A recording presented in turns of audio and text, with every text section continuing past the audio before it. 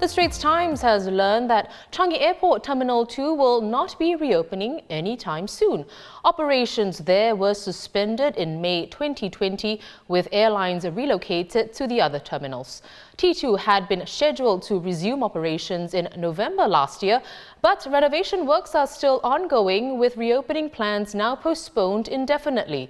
Changi Airport Group telling ST that the terminal will only reopen in phases as air traffic recovers. As transport correspondent To Ting Wei explains, this indefinite closure was not unexpected.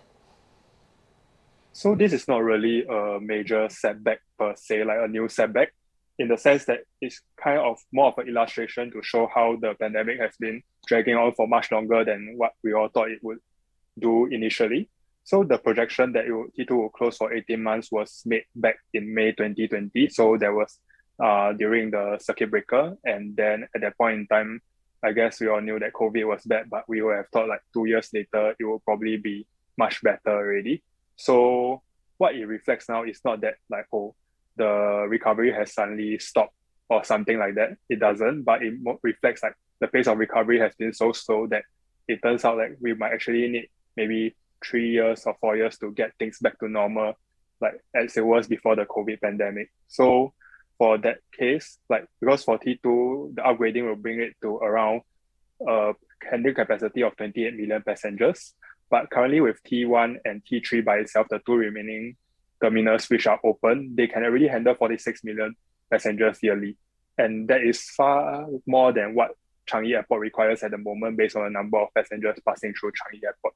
So yeah, in the sense, it's still a sign that aviation recovery is lagging, but it's not really a new setback per se. So as to when it will open, so as mentioned, T1 and T3 can handle about 46 million passengers annually now. So when you look at whether there's a need for T2 to reopen so soon, especially when there's still T4 that's on standby, I don't think we'll see it open this year. Probably not this year, maybe sometime next year. And that's only the case if Singapore and other countries in the region open out substantially.